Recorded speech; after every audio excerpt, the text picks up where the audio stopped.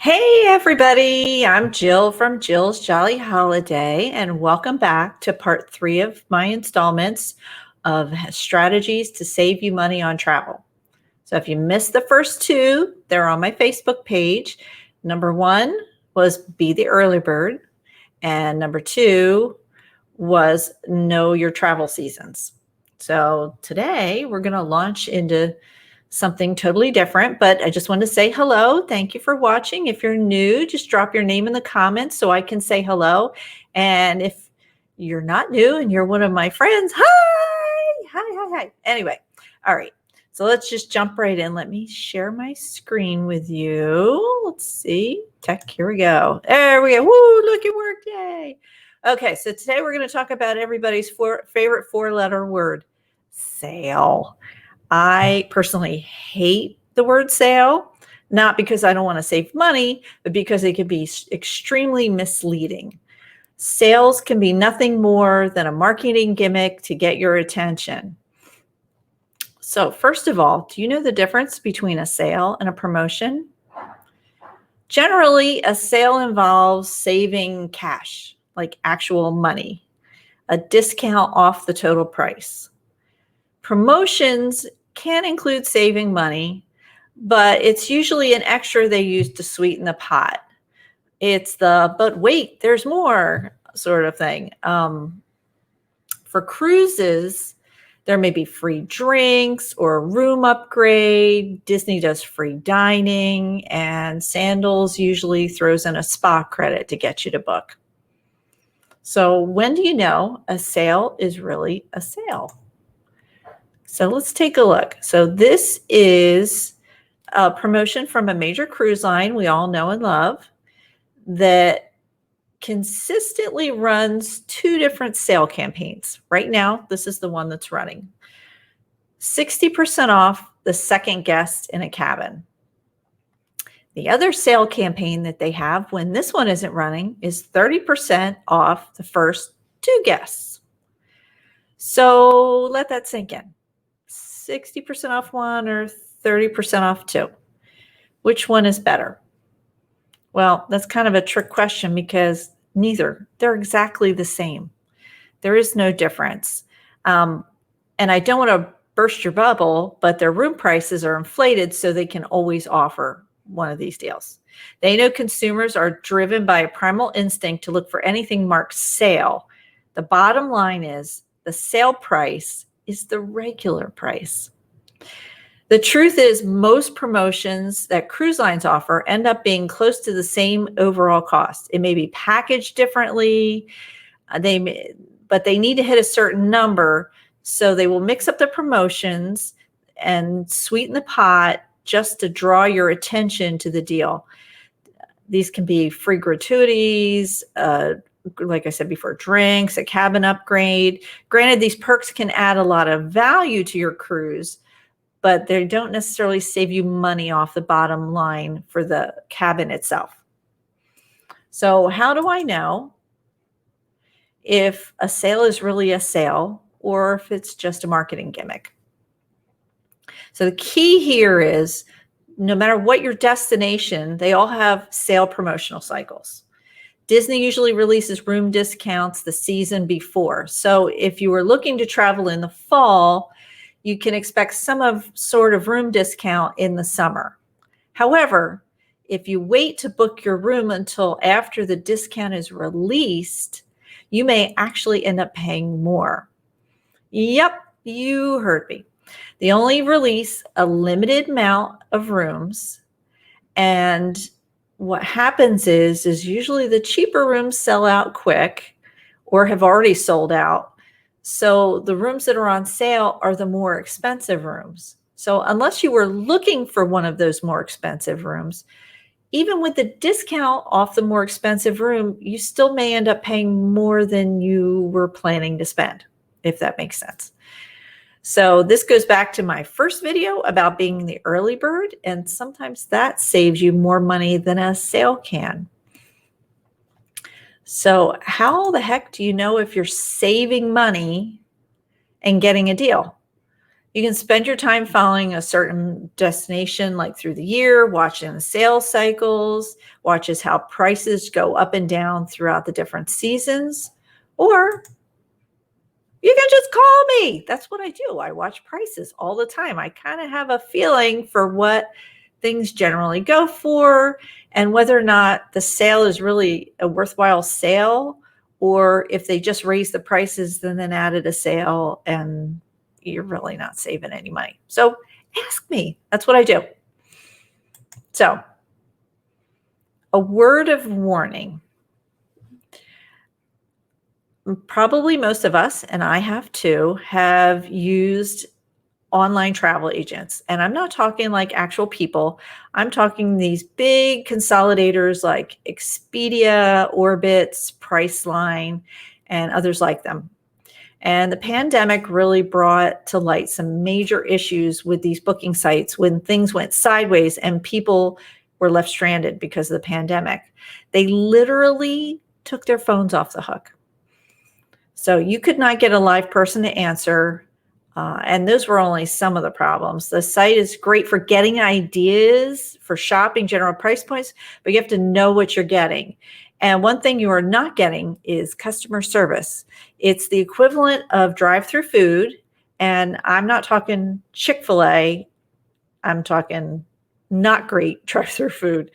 Very little customer service, if any at all. You're basically on your own, and there's nobody there to really help you.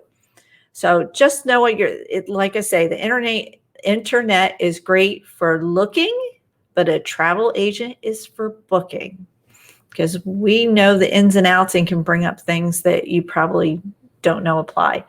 So, and that brings us to know what strings are attached. If you're looking at an online booking site and it looks like a really great deal, read the fine print.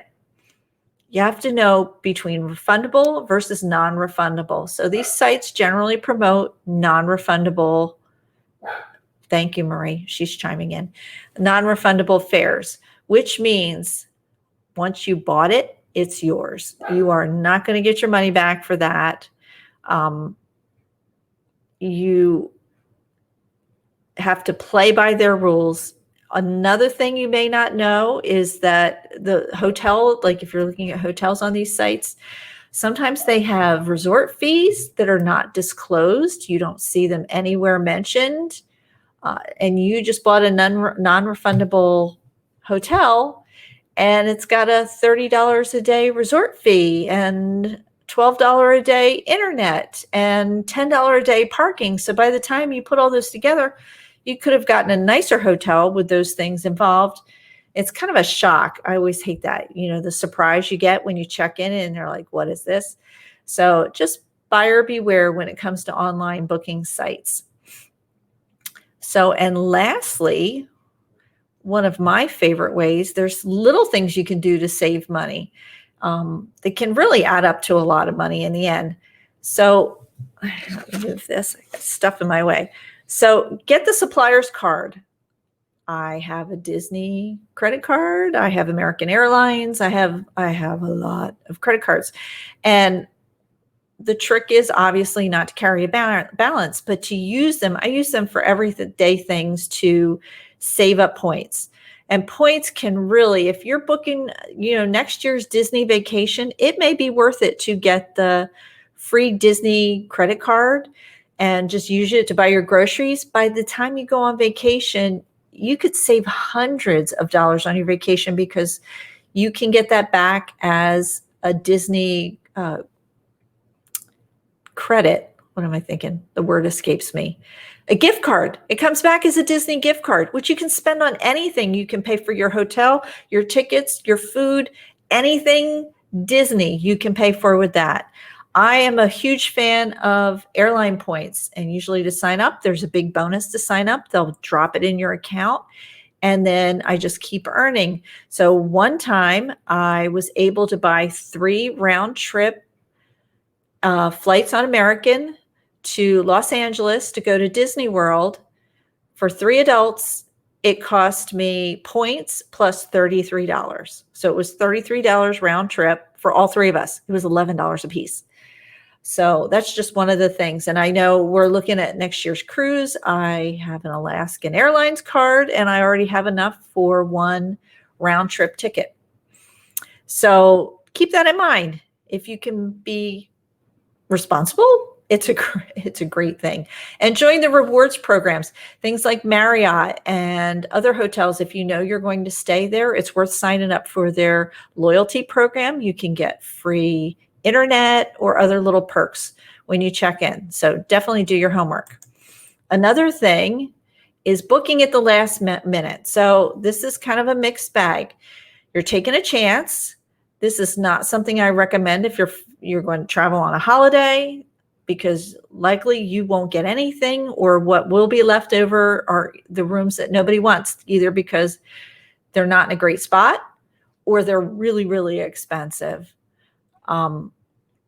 But if you're very flexible and you're not a family of 8, and you just say, you know what, I just want to go away, and I'm going to go away in like 6 weeks or 2 weeks or tomorrow, you can book something last minute. And especially with cruises and unsold rooms, what happens is that the final payment date is usually 60 to 90 days out. The cruise line knows, okay, these people didn't pay off their cruise. They've dropped off. We've lost them. So these rooms that we thought we had sold are now open, and we just want to fill them. So at that point, they may drop the prices a little bit, sometimes more. There's no guarantee. This is very, you're taking a chance. I've actually gotten some good deals on last minute cruises that way. And it's great. If you're very flexible, you're not fussy, you may not get the cruise line you want, but hey, if you just want to get away, sometimes it's a great deal. Keep in mind, you are going to, because you're within that penalty phase, you are going to pay in full for the cruise when you book it. There is no time. It's now and everything, and it's non-refundable. So if you're good with that, then that's a great thing to do. And other thing is to remember that some places give discounts based on your affiliation.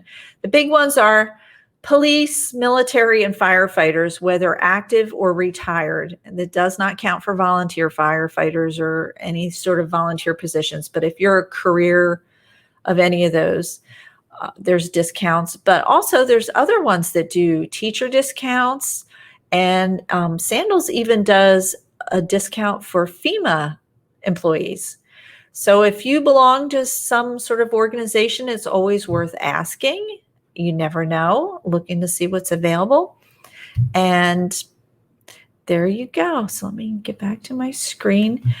Oh, yes, I can do it. There we go. So that's it. So that's the last in this series, this 3-part series about saving money with travel. As usual, I'm always here. Shoot me a question. Let me help you, because honestly, I think the number one tip is to use a travel agent, which seems counterintuitive, but it doesn't cost you anything. And you usually end up with the best deal, because we really know the difference between the deals, and you may not even see everything online there is to offer. That I know with even some of the cruise lines, there's fares that are not obvious. But if I know you and I know what you like, it may fit you better than what is out there. So anyway, that's it. So thank you so much for tuning in again. I really appreciate you guys. And as always, stay safe, travel well, and have a great day.